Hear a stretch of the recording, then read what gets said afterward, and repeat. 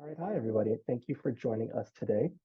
My name is O'Shea Taylor. I am the new student transition coordinator here at Student Counseling, at SENLD.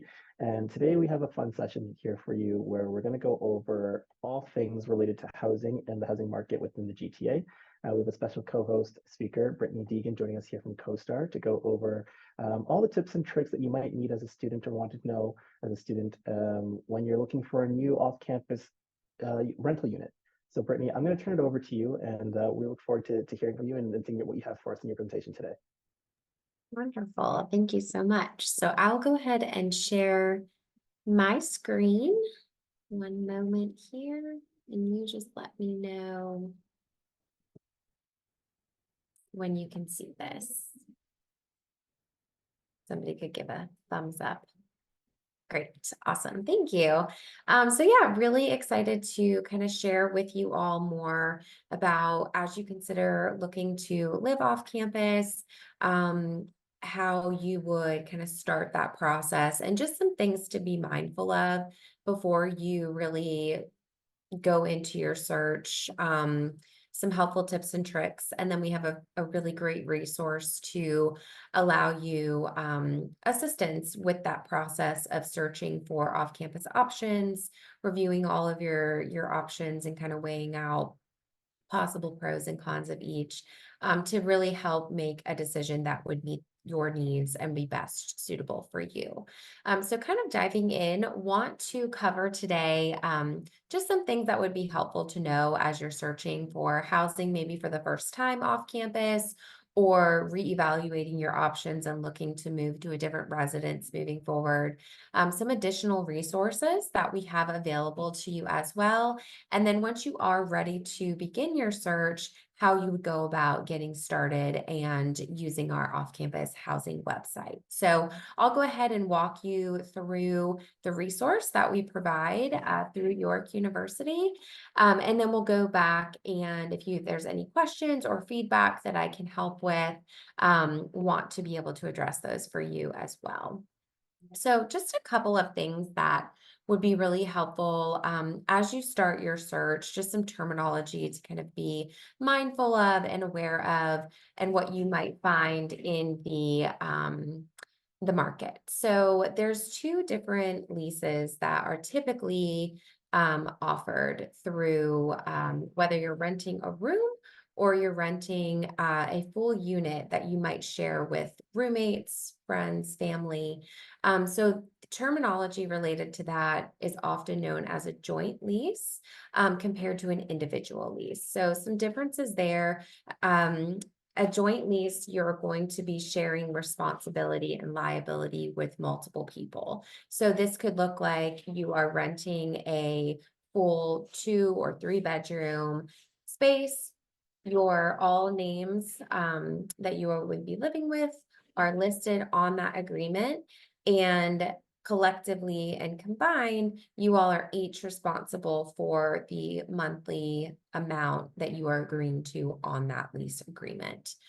Compared to an individual lease, where many times properties will offer options where you are renting a bedroom within a maybe 2 bedroom or 3 bedroom shared space. So you're renting that room for a portion of the rent, but you're sharing a common space throughout that property. This is typically referred to as the individual lease. So as you are starting to kind of navigate, weigh your options, looking at cost, just be mindful and understand what you are expected to pay and then what is going to be included within your monthly rent.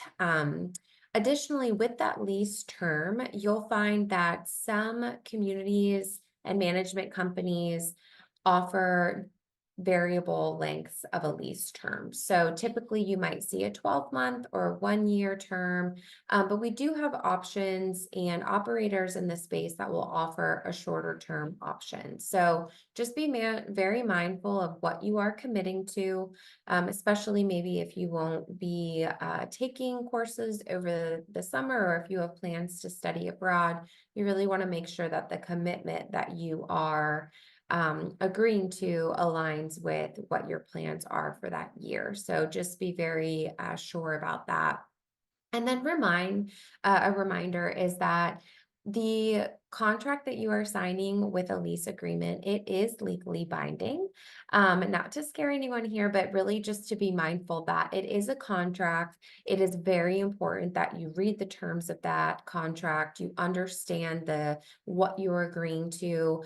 Just being mindful if there's additional fees that could be associated with the agreement, whether it's on the front end before you're moving in or afterwards.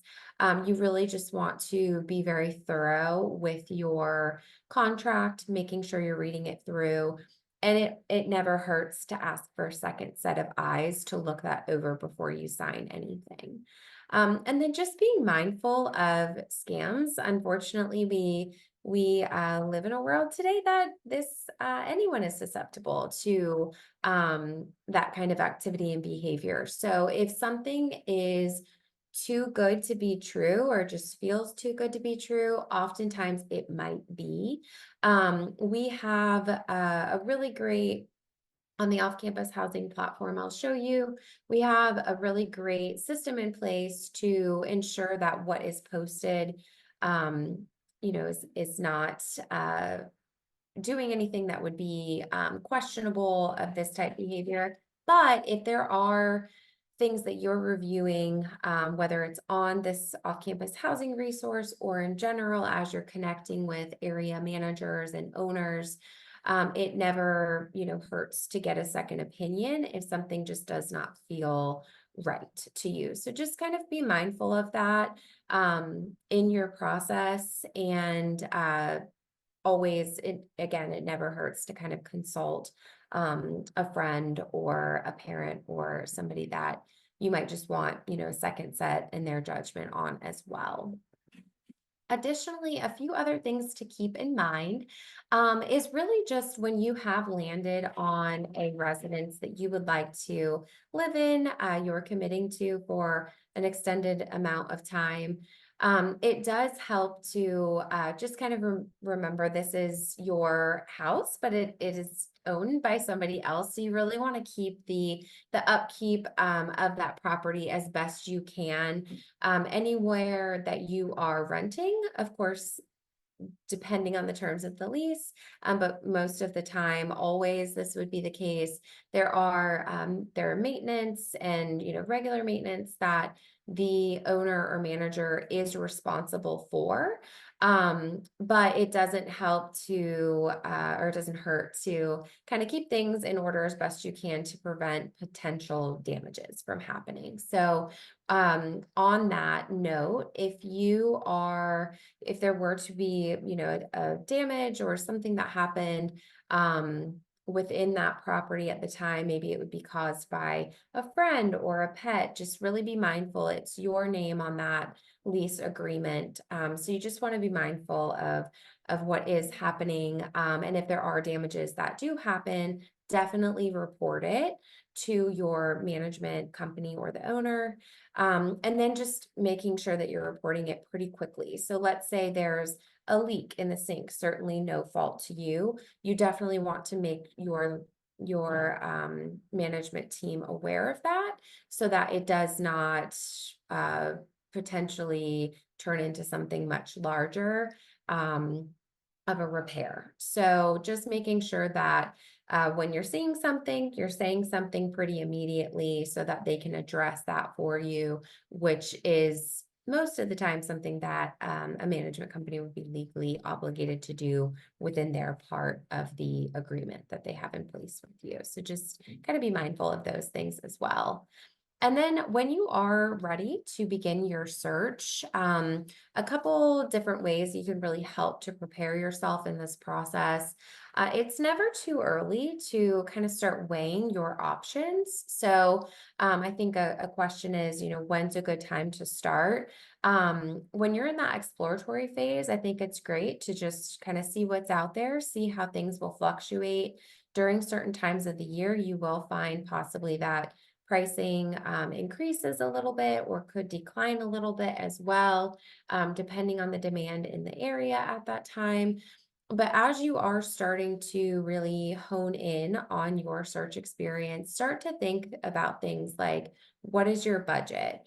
We have some really great tools that I'll walk you through here in the next few minutes that kind of allow you to pull what your expenses would be together based on your budget to help you really determine what you can afford at the time, or what you should, the type of property you should look to um, find in order to really align with your income or what your situation might be at that moment. So things to consider, of course, your rent, what are utilities that you would like included, if anything, but also other things to consider like your food expenses, gas, other things that might come along with your overall living expenses.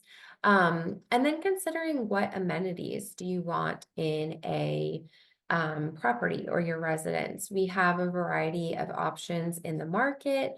Of course, there are apartment communities that they might offer a little bit more than maybe a individual townhome that would be privately owned is going to offer. So just kind of weighing your options, considering what would you like in your residence, and then kind of diving into what you can afford for your budget as well.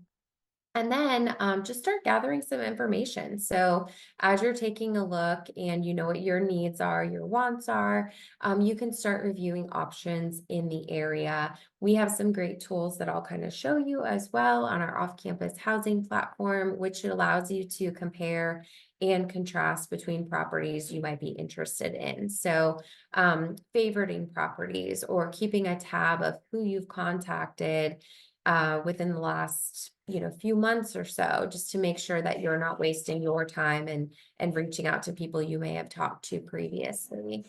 And then also something that a lot of people really look to, especially if you are trying to keep your expenses down, it is oftentimes much more affordable if you are sharing the cost of things with a roommate. So typically, it is less expensive to live with somebody than living alone. But so you could certainly explore what that could potentially look like if you were to divide some of these costs and expenses up with somebody as well.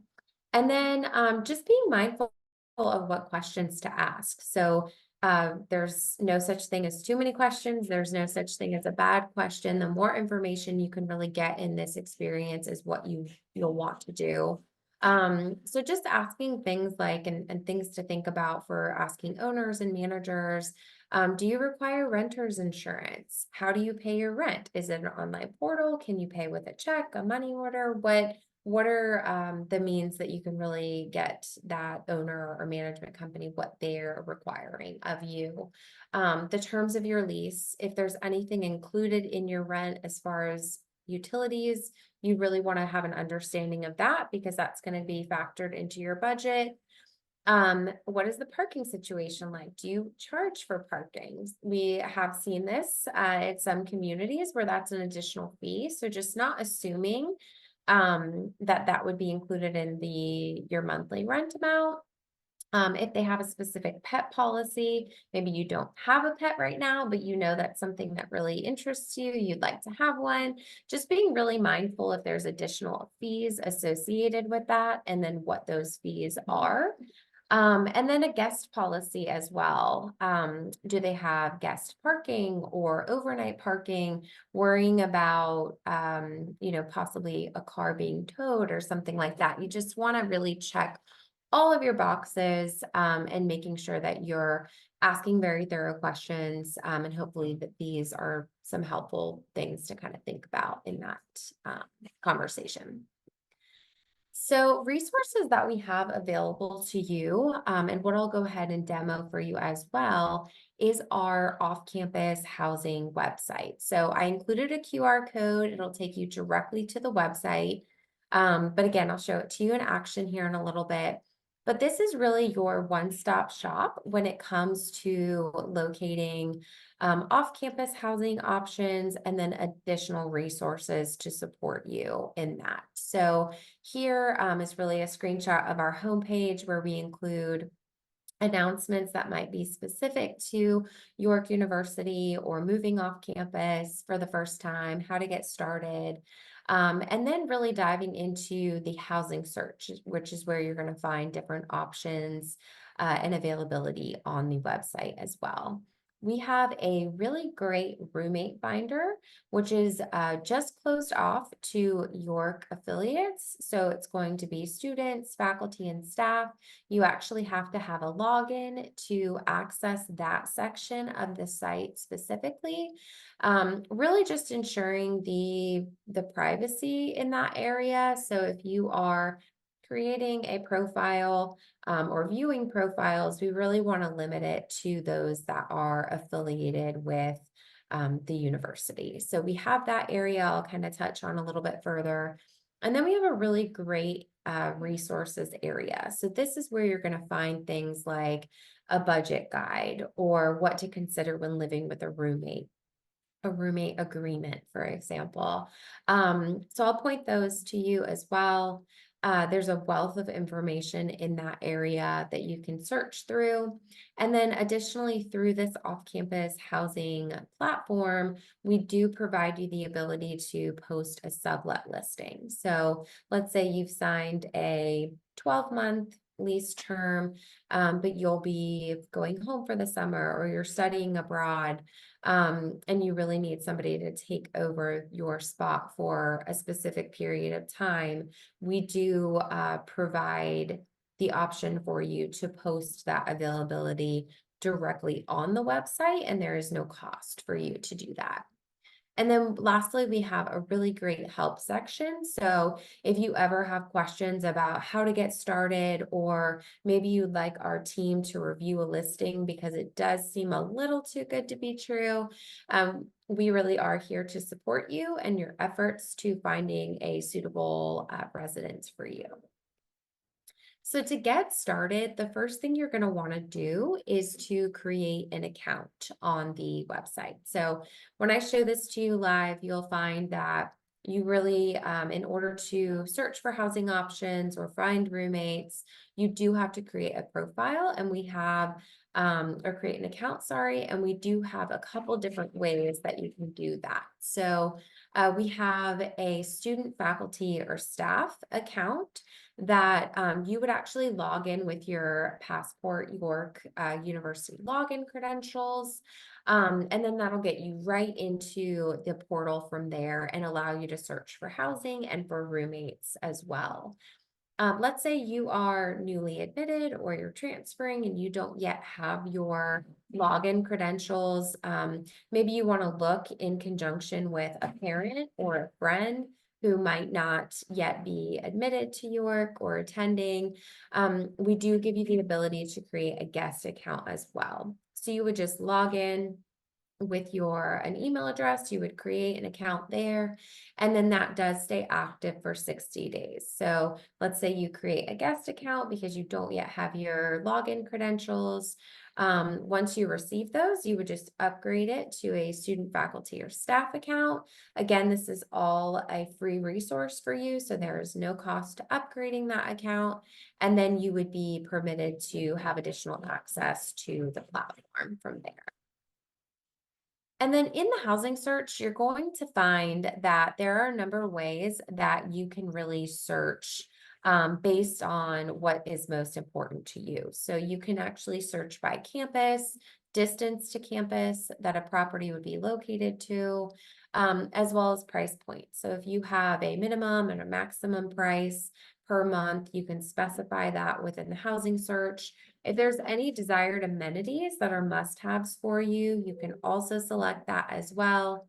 And then incorporate any transit options. So if you're going to be relying on public transit, there's a way to kind of filter in what stops are closest to properties. So you can really search based on how you're going to get from point A to point B. And then we have a really great plan commute tool. I'll go ahead and show that to you as well. A number of ways to hone in on options in the area. And then a way to connect with the properties you might be interested in with as well. On the roommate finder, I'm not, for the sake of protecting everyone's privacy that currently has a roommate profile, I won't do a live demo of that area, but I do want to really reiterate how you can start in this, how you can start your search in this section of the site if that's something you're interested in. So you would register with an account on the site. And then in order to view different roommate profiles, you have to create one as well. So that's kind of the nuance with that. Before you can just start searching, you do have to have a profile. Really just trying to limit and restrict this area to people that are actually looking to connect with somebody through the site. You can also begin your search based on which campus you would like to find somebody closest to or live closest to, what school or program that you might be studying, graduation year, and then the timeline for when you actually need a property when you would like to move into. You can also search for people based on behavioral preferences. So if they are, if they're okay with overnight guests, or if they smoke, or they're, how often they, partake in getting together with friends and having company over, things like that. So, as well as if somebody has a pet, if they're okay with that, if they do have a pet, they can disclose that, or if they're open to living with an animal, they can also share that as well. The roommate profiles on the section of the site, they automatically would deactivate after a 30-day period if there's been no activity. And again, this is really just to ensure that if you are able to connect with somebody, it's actually somebody that's looking now, and not maybe somebody who had created a profile 6 months ago or so, for example. So I'm going to go ahead and skip on over to the website to kind of show you what that looks like in action. Again, included this QR code if you want to go over there. The site is mobile friendly. So if any functionality that you're going to see on a desktop or an iPad, you're going to have that same functionality on your mobile device as well. So I'm just going to stop sharing really quickly to reshare my screen and pull up this website for you. All right. So here is the homepage of the website. Again, you're going to find that there might be some information that would be helpful as you kind of start your search and navigate through different options, how to sign up, how to create an account, how to find a roommate, and then additional resources that might be helpful before you navigate. You're also going to find a sample of rental options on the homepage of the site as well, just to kind of give you a sense of what is here. You can thumb through different images. You can see the unit type and pricing associated with it. And then to dive into your full search, you could click on to view all rentals or this housing tab up here. Another thing I do want to point out is we do incorporate Google Translate into the site. So if it's your preference to have all of the site in a different language, we are able to translate the site in over 100 different languages if this is not your preferred language here. And then to get started, you're really going to want to create that account. So if you already have an account, you're going to hit on sign in. If you don't, you're going to hit sign up. So this is where you're going to go based on who you are or the type of account you need to create is where is what will determine where you're selecting. So if you've already got your York University passport information, you're going to click on here to sign up. If you do not yet have that information, you're going to click on this guest section. You're just really inputting just a few different fields here, opting in if you'd like to receive communication about any of the listings you're looking at, and then agreeing to the terms of service. So just make sure that you're a little familiar with the terms that we have as well. But once you've created that account, you are good to go. So I'll kind of show you once you do have an account and you're signed in, the access that you'd actually have open and available to you. So on the, and sorry, my internet's going a little bit slow. But as this loads for me, you're going to find that on the housing search, we have a couple different ways that you can search. We include different options on the right-hand side here related to the properties that are available. And then we have this map-based search on the left-hand side as well. So each of these blue pins that you're seeing here are representing different properties that are available at the time on the site. You can kind of look to see what they are, where they are in relation to campus as well. So we've got this kind of mapped out here for you. And then these are the really great quick filters that we have here at the top. So you can actually sort based on which campus you would like to live closest to, or if there is a desired neighborhood that you would also like to live within, you can select that from this drop-down list. And then this is where you're going to be able to actually input if you have a minimum or a maximum price threshold that you want to stay in between, as well as the pricing type. So when we first began the conversation, this is kind of what I was referring to a little bit, where if you're renting per bedroom, you're just renting a room within a shared space. But if it's a per unit, rent is going to be displaying for that entire floor plan that you might be looking at. So that for entire 2-bedroom or 3-bedroom or so on. You can also search by how many bedrooms and bathrooms you'd like to look for, as well as the building type. So understand that everybody has a different need, a different want.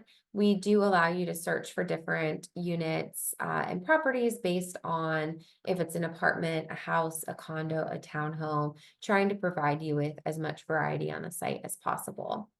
And then our more filter option just acts as an advanced search. So if you wanted to get more specific as far as your length of lease that you'd like, how many occupants in the residence, actual distance to campus as well, and then any of the preferred amenities or features that you need within that particular property, you can also search there as well.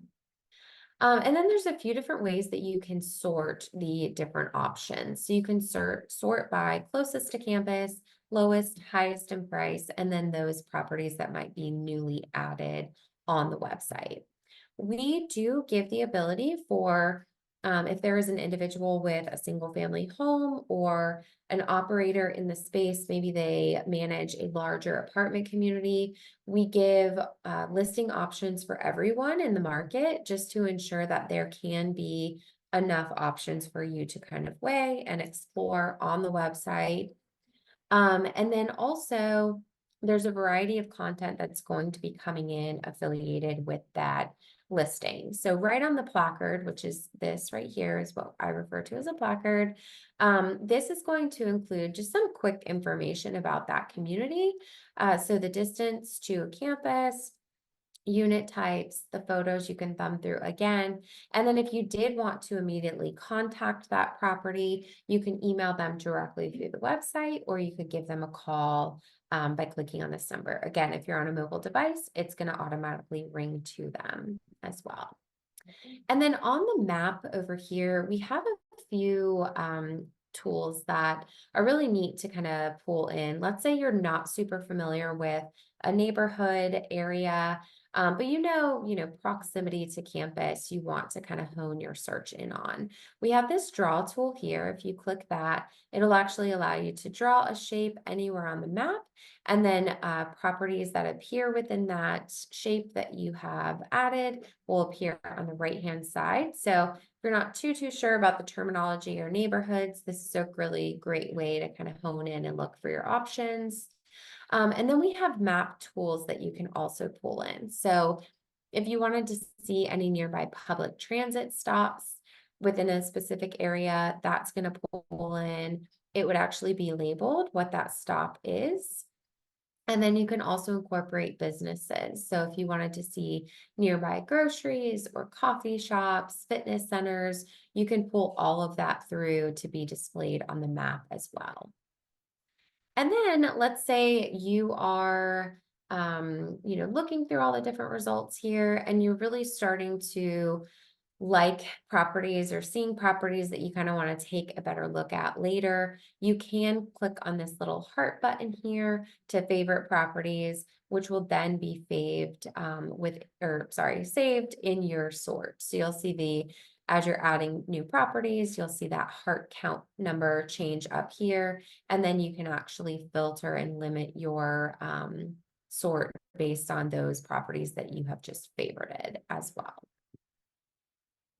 Going into the actual property listing information, there's going to be a ton of information that's listed on this page here. So we do ask that the management companies or the private owners, they keep this as up to date as possible, but there could always be a chance that they have not yet updated something as quick as they needed to. So definitely, as you are reaching out or contacting properties, just making sure that you're verifying the current rental rate or the date availability, just to ensure that you all are on the same page. But here on the property listing page, you're going to see a variety of images, but then you'll also find some communities also offer virtual tours. So this is an example of a 3D Matterport tour, which once this loads, it does actually allow you to kind of walk through the unit, explore the space, without physically having to be there. So oftentimes communities will offer these for each unit type that they offer. So if they had a 1-bedroom versus a 2-bedroom, you might find that this is all listed here too. But really great way, especially if you're not in the area, you can kind of get a sense of that property and square footage and size and how your furniture potentially could fit in the space as well. You can always contact that property directly because you have an account created. Your information is automatically going to populate in here. You're just going to want to specify your move-in date, and then any messaging that you want to share with that community so that they can reach out to you from there. You're also going to see things like there is a convenient for section. So many properties will say that they are convenient for all, but you'll find that some might offer like a faculty or staff or employee discount, or an amenity that would be really specific for whatever reason for undergrads. Like maybe they rent by the bedroom, for example, or offer furniture. There could be reasons why they're really highlighting who they're convenient for. This is not to say that they limit who they would lease or rent to. So it could just mean that they just offer things that are just a little well suited for certain demographics within that university setting, but they're not restricting or limiting based on who you are. And then also you're going to find information related to the lease. So what is that lease term that they might offer? Do they offer or require any upfront requirements? So this community is pretty transparent about what their requirements and needs are here, which is great. So all of that information is disclosed. You have a text description of that community, who that management or owner might be, and then specific amenities that this community really wants to highlight within that property.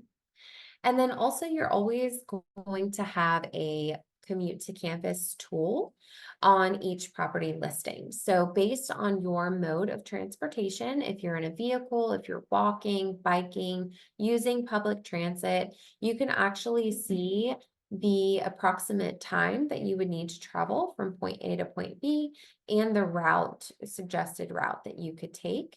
Again, you can select between the Kiel and the Glendon campus here. And then you can really just see, okay, if I'm walking, what's that time? If I'm biking, what's that time? And if I am using public transit, what route do I need to get on to get from point A to point B?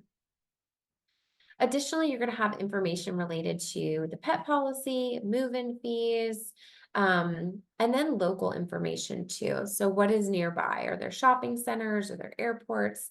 Additional schools that might be nearby? Transit options in the area? And then ratings. So the ratings are not specific necessarily to a particular property, but it's rating the area that that property is located in. So is it a walkable area? Is it bikeable? How is it for convenience sake with public transportation? So it kind of assigns this rating here based on that neighborhood, not based on that particular property, but just where that property might be located. And then if you wanted to learn more, you can always go to the community website if that property offers that as well. So I'll go back to the housing search here. And just a couple things to note. So once you have a count created, and if you're favoriting properties, again, they're going to kind of go up into your little count here.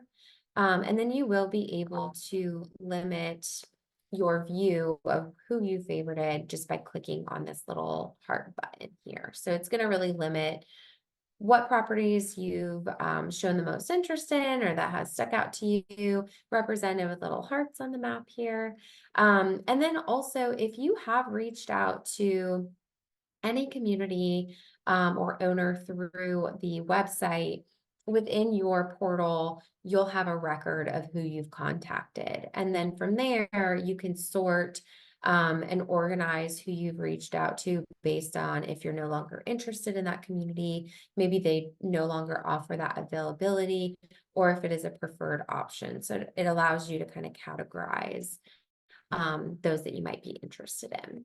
And then again, this roommate section, this is how you are going to access the ability to connect with other York University affiliates that might be interested. So again, you can sort by a variety of things in here, but you do need to have an account created before you are looking through that roommate section and browsing through other profiles.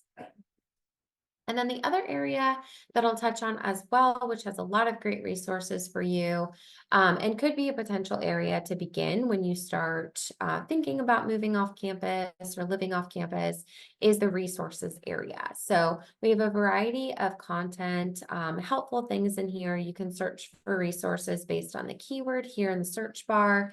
But in this section in particular, I'll point to off-campus living. This is where you're going to find things like a budget companion guide or what to consider when you're looking for housing, a checklist or moving tips. I'll kind of click into this budget guide here. So these are different worksheets that you can actually print off. You can fill it out. You can take along with you through that search experience or save these documents to refer back to later. But there's a lot of great resources to kind of build that foundation before you actually get into searching for housing as well. And then our team, I mentioned, we are always here to assist. So within the help section of the site, if you wanted additional tools about how to get started, we have a section for frequently asked questions. If you need help resetting your password or even creating your account, you can always contact us by email or by phone, and a member of our team would be happy to assist you. All right. So I'm going to go ahead and stop sharing my screen again. I've got one last little slide for you here, which will just have our team's information on it. So should you need assistance kind of getting started or throughout your housing search experience, this is actually how you would reach a member of our team. Or of course, you could reach out to somebody within York and they'll be able to point you to us as well. But definitely here to support you all in this next step and phase. And however we can provide assistance, my team is more than happy to do so. So now I'd like to open it up to any questions that I can assist you all with.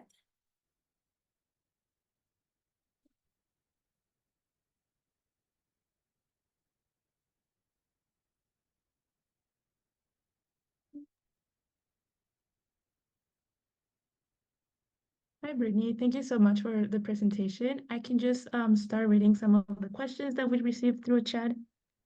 Um, so the first one would be, what factors do you think students should consider when determining the duration of their lease agreements, especially if they're a little bit unsure about their future plans or their academic timelines? Yeah, that's a great question. So definitely I would, if you have a sense of, the length of the lease, obviously that's great, but things can come up where your plans might change. So I would say the most common term that we see out there is a 12-month agreement. So that being said, there's also alternatives out there. Before you commit to the lease agreement and signing, I would ask a couple questions with that management company. So, is there a way to break your lease? If there is a way to break it, are there fees associated with that? And by break, I mean terminating it early. Sometimes properties will allow that, but there is a fee that is tied to it, and oftentimes it is quite expensive. So just knowing that ahead of time, being aware, and then also I would ask if they do allow subletting. So if it's expensive to break your lease or stop that term early, if they will allow you to find somebody to take your place, and how that needs to be done. Are they putting that in your hands? Are they helping you with that? Oftentimes, if a management company is aware that you might need a sublease, sometimes they'll actually help you. So if somebody's walking through that door and they're saying, what's your availability? They'll be able to really refer them to your unit or your potential room that could be coming available. So always just being very clear and communicating with the property and understanding if they do allow you to get out of that earlier, what are the fees associated, if any. Just understanding how easy or hard that process might be within that management company, because that could be something that makes you reconsider signing in the first place.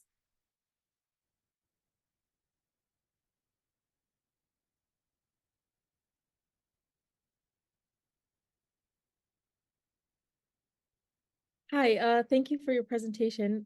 I had a question about what sort of, like from your experience as well, what sort of essential amenities are there or features that students should prioritize when they're searching for off-campus housing? That's a great question too. So I would definitely be mindful of if the property includes any sort of utility, water, electric, sewer, for example. If you're renting a space where they offer by the bed pricing, oftentimes certain utilities and amenities are included in the rent, but sometimes there's a cap to that. So they'll say, yes, utilities are included, but up to X amount of dollars. So if you're going over that, you would be expected to pay that balance. So that's certainly something that is, in my opinion, something that's really, I would say, eases that process, because if they do include something like utilities or internet or cable, for example, it's one less thing that you individually have to worry about setting up when you're moving in and then canceling when you're moving out. And then oftentimes there are fees associated with setting that service up. The other, something else that could be very beneficial to people too would be if the residence includes furniture within that space. So maybe you're renting, a room within a 3-bedroom or a 4-bedroom, really understanding what furniture is included if they offer that, because sometimes they'll furnish the common areas, but the management company would not furnish the bedrooms, or sometimes they'll offer like an add-on fee for you to be able to furnish the bedrooms.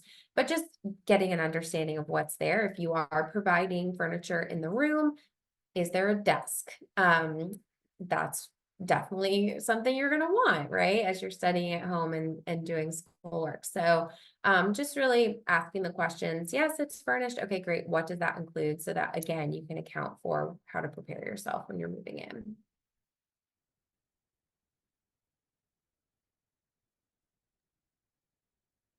Great, thank you so much. And would you have any particular advice in terms of choosing a roommate and setting up just an overall successful living arrangement? Yes. So keep in mind, right, when you're finding a roommate, you're making a commitment with them through that duration of your lease agreement. So the roommate finder is great to lean on because it allows you to communicate with somebody you might be interested in directly through the site. So another feature within that area, and I'm sorry I couldn't show it to you live, but on each profile we do allow people to actually link their social media handles if they choose. So of course you have, information that they have disclosed about themselves, but it allows you to connect on a different level outside of that if people do decide to link that to their profile. So I would encourage you to have conversations with people you might be interested in living with. Search for people based on similarities. So if they're studying the same, if they're in the same school or program or graduating around the same time or have similar interests or habits to you, that right off the bat might be a good starting point, I would imagine, but then really communicating with them. Whether it's by text or email or phone, whatever method you prefer, and just having a conversation with them. In the resources section, there are some tools related to finding a roommate, things to kind of consider, checklists. So I would go through that as well. There could just be something that you're like, oh, it seems simple enough, but maybe you wouldn't have thought to ask the question. But I would just encourage as much communication. If you have the opportunity to meet somebody, in, in person before making that commitment, that's great. But if not, FaceTime works great too. So, I would just really encourage communication before committing to anyone. Thank you. And I think that sort of stems to another question that we got here is, and I think you touched on this a little bit. How can we know the safety of a neighborhood before deciding to live there? Yeah, that's a very great question. So that's data that we don't necessarily directly pull in onto the website, but there are, and I'll look to maybe O'Shea as well to kind of, there could be resources within the city that you could actually lean on that are more, city-based or local, that you could see crime history and data related to a specific area. And just doing your own research through resources like that, outside of just asking that property maybe, or that management company, like, how safe is this property? They might have a little bit more bias there. But I would really try to lean on some local resources in the area to pull that data together. And then of course, if you know people that are in the area, or as you're getting out there and just having conversations, I would ask around as well, especially if somebody's from the area. But doing your research through those local resources is where I would start.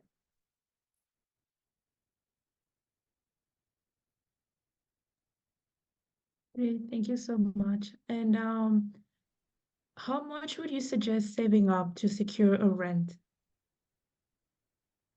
Yeah, so that is definitely going to be unique to each individual.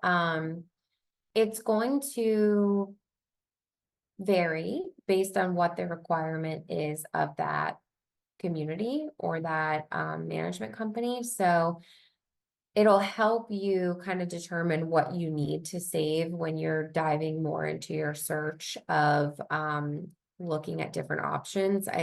I don't know if you all saw, but the one particular listing I had pulled up, they had listed requirements as far as upfront fees that they require before move-in. So if you're finding a trend where it's, first months and last months, or a security deposit of X amount, you're going to want to, it wouldn't hurt to kind of use that as like your rule of thumb.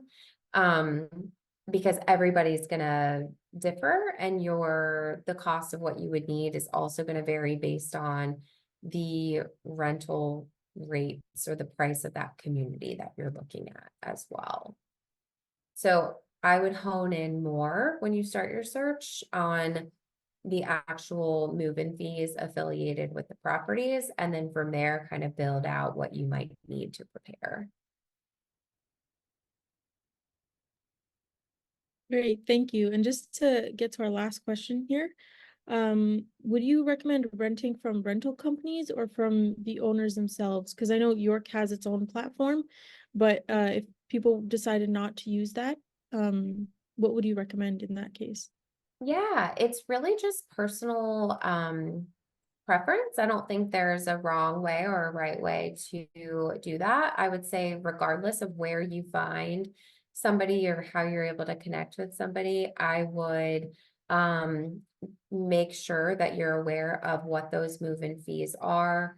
Request the lease agreement prior to of course signing anything or paying anything either. You want to make sure you're familiar with those terms, you're understanding those terms before you're exchanging any money.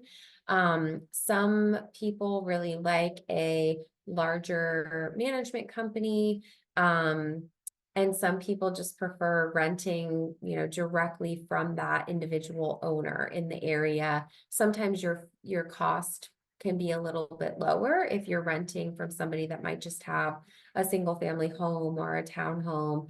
Multifamily apartment communities, oftentimes you're paying additional for those amenities that they have on site, like your gym, your community center, potentially a pool.